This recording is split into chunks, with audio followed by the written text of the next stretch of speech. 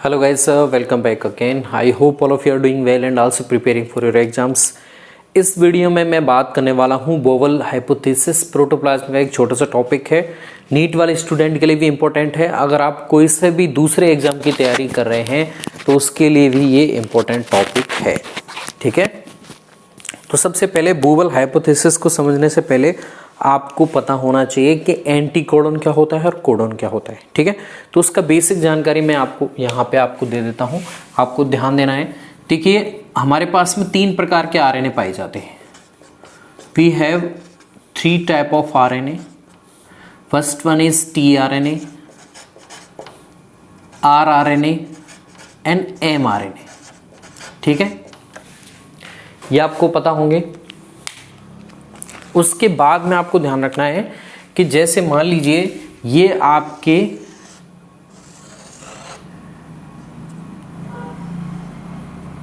RRNA है। ठीक है, ये आरआरएनए है। आरआरएनए की ये बड़ी यूनिट है और ये उसकी स्मॉल सब यूनिट है, छोटी सब यूनिट है। ठीक है, यहां पे आपको ध्यान रखना है कि इस छोटी सब यूनिट पे आपके कौन आता है, एमआरएनए। ठीक है, और बड़ी सब यूनिट पे कौन आता है आपके, टीआरएनए। और टीआरएनए की संरचना मैं आपको बता चुका हूं, इस तरह से होती है। और यहां पे आपके होते हैं एंटीकोडन और यहां पे होते हैं कोडन। ठीक है, ये आपका टीआरएनए है जो क्या करता है, अमीनो अम्लों को लेके आता है। किससे लेके आता है, ये अमीनो अम्लों को लेके आता है प्रोटीन संश्लेषण के लिए। ठीक है, तो यहाँ पे तीनों आरएनए के मैंने बताया है जिससे आपको बोवलिंग हाइपोथेसिस ढंग से समझ में आए। ये एमआरएनए है। एमआरएनए पे पाए जाते हैं 3 नाइट्रोजनी क्षारों का समूह जिससे आप बोलते हैं कोडन। ठीक है, इन कोडनों को सूचित करने के लिए, इन्हें रीड करने के लिए कौन आता है, टीआरएनए लेके आता है अमीनो अम्लों को। ठीक है, तो टीआरएनए पे जो इनको रीड करेंगे इन्हें बोलते हो आप एंटीकोडन। ठीक है, अब इसके विपरीत नाइट्रोजनी क्षारों को ये रीड करता है। मान लीजिए हमारे पास में ये है एडेनिन और ग्वानिन। ठीक है, तो इसके जस्ट विपरीत नाइट्रोजनी क्षार होंगे। एडेनिन की जगह यहाँ पे क्या आएगा, थाइमिन। तो अब आरएनए में थाइमिन नहीं होता है, यूरेसिल होता है, तो यहाँ पे यूरेसिल और साइटोसिन। ठीक है, तो ये आपको ध्यान रखना है। जो मैं बताने की ट्राई कर रहा हूं कि कई बार क्या होता है, एक एंटीकोडन एक से ज्यादा कोडनों को रीड कर लेता है। ठीक है, अब हम देखेंगे बोवलिंग हाइपोथेसिस क्या होती है। तो मेरे पास में एक मैं आपको डायग्राम बना रहा हूं और बड़ा करके डायग्राम बना रहा हूं। ये मान लीजिए बड़ी सब यूनिट है आरआरएनए की और ये छोटी सब यूनिट है। ठीक है, यहां पे आपके एमआरएनए जा रहा है, ये आरआरएनए हो गया। बड़ी सब यूनिट पे कौन आता है, हमेशा टीआरएनए आता है। तो यहां पे टीआरएनए आ गया है, ये टीआरएनए आ गया है। ठीक है, और इस तरह से टीआरएनए होता है और ये किसे लेके आया है, अमीनो अम्लों को लेके आता है। इसकी संरचना अगर आपने नहीं पढ़ी है तो संरचना में वीडियो में लिख दे दूंगा, संरचना भी आप देख सकते हैं। तो अब यहाँ पे क्या होगा, कई बार क्या होता है, जैसा कि मैंने बताया एमआरएनए पे 3 नाइट्रोजनी क्षार क्या होते हैं, कोडन होते हैं।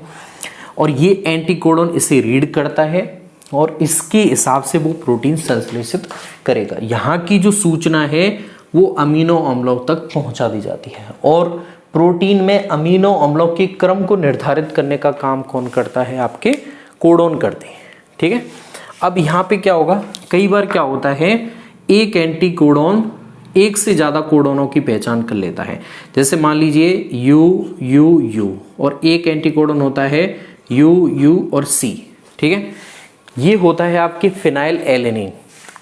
ये जो कोडन है कौन से अमीनो अम्ल को सूचना देते हैं, ये सूचना देते हैं फिनाइल एलेनिन को। ठीक है, तो 2 कोडन हैं जो फिनाइल एलेनिन को सूचना देते हैं। ठीक है, अब इसी लक्षण को, अब यहां पे कौन कौन सा होगा, यहां पे ए आएगा इसके जस्ट विपरीत में। ठीक है, और यहाँ पे ए आएगा और यहाँ पे आपके क्या आएगा, अब एडेनिन की जस्ट अपोजिट में थाइमिन आना चाहिए था, लेकिन आरएनए में थाइमिन के स्थान पे क्या होता है, यूरेसिल होता है, इस वजह से हम यहाँ पे यूरेसिल करेंगे। तो यहाँ पे जी आता है, ठीक है। अब ये जो जी है ये विशिष्ट नाइट्रोजनी क्षार है आपका। तो एंटीकोडॉन का जो तीसरा नाइट्रोजनी क्षार होता है ये विशिष्ट होता है और ये ही वॉबलिंग शुरू करवाता है। तो ये यू को भी रीड कर सकता है और साथ में साइटोसिन को तो करता ही है। ग्वानिन साइटोसिन के जस्ट विपरीत नाइट्रोजनी क्षार है, 3 नाइट्रोजनी क्षार से जुड़ा रहता है। तो साइटोसिन के साथ में तो जुड़ेगा ही जुड़ेगा, लेकिन ये यू को भी रीड कर देता है। तो इस विशिष्टता को, ये क्या है, ये एक्सेप्शन हो गया। ये रीड किसे करना चाहिए था, हालांकि ग्वानिन साइटोसिन के साथ में जुड़ता है 3 नाइट्रोजनी क्षार के साथ में, ठीक है। अब ग्वानिन यूरेसिल के साथ कभी अटैच नहीं होता, लेकिन ये क्या है, ये जो घटना हुई है कि यहाँ पे इसने इस यू को भी रीड कर दिया है, क्योंकि ये दोनों ये जो आपके दोनों कोडोन हैं ये किससे सूचना दे रहे हैं, फिनाइल एलेनिन को ही सूचना दे रहे हैं। तो इस वजह से इस घटना को आप बोलते हैं वॉबलिंग, और इस परिकल्पना को आप बोलते हैं वॉबलिंग हाइपोथीसिस, ठीक है। और ये किसने दी थी, साइंटिस्ट थे क्रिक, उन्होंने इसे बताया था। अब यहाँ पे एक और संरचना आपको ध्यान रखनी है, ये मैं साइड से मिटा रहा हूं। अब वॉबलिंग हाइपोथीसिस में आपको एक और मैं चीज बताना चाहता हूं कि देखिए एमआरएनए 2 प्रकार के होते हैं। एक होता है आपके मोनोसिस्टोनिक, सिस्टोनिक, ठीक है, और एक होता है आपके पॉलीसिस्टोनिक।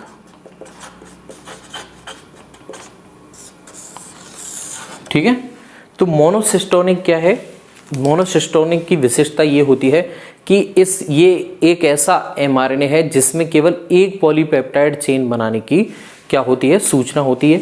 तो ये किस में पाया जाता है, ये पाया जाता है यूकैरियोट्स में, ये पाया जाता है यूकैरियोट्स में। यानी कि एक ऐसा एमआरएनए जिससे केवल एक प्रकार की ही प्रोटीन बनेगी, उसे बोलते हैं मोनोसिस्टोनिक, ठीक है। और पॉलीसिस्टोनिक आपके पाया जाता है बेसिकली बैक्टीरियास में, जिसमें एक ऐसा एमआरएनए होता है जिसके द्वारा डिफरेंट टाइप्स ऑफ प्रोटीन्स का क्रिएशन किया जाता है, ठीक है। तो यहां पे डिफरेंट टाइप ऑफ प्रोटीन्स अगर बन रही हैं एमआरएनए के द्वारा, तो उस एमआरएनए को बोलोगे आप पॉलीसिस्टोनिक स्ट्रक्चर। अगर एक एमआरएनए एक ही प्रोटीन का क्रिएशन कर रहा है तो वो आपके मोनोसिस्टोनिक होता है, जो यूकैरियोट्स में पाया जाता है, जबकि पॉलीसिस्टोनिक पाई जाती है आपके प्रोकैरियोट्स में, ठीक है। तो कई बार नीट में भी पूछा जाता है कि वोवल हाइपोथेसिस क्या होती है, तो ये क्रिक ने दी थी। कई बार क्या होता है, एंटीकोडॉन हमेशा टीआरएनए पे पाया जाएगा।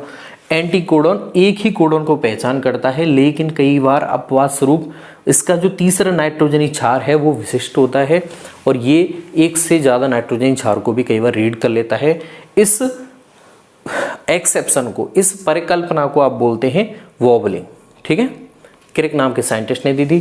दूसरा मैं बता चुका हूं, अगर एमआरएनए एक ही प्रोटीन श्रृंखला बना रहा है तो उसे मोनोसिस्टोनिक कहते हैं। एक से ज्यादा प्रोटीन श्रृंखला बना रहा है तो उसे आप क्या बोलते हैं, पॉलीसिस्टोनिक, जो प्रोकैरियोट्स में पाई जाती है। मिलता हूं नई वीडियो में नए किसी दूसरे टॉपिक के साथ। धन्यवाद।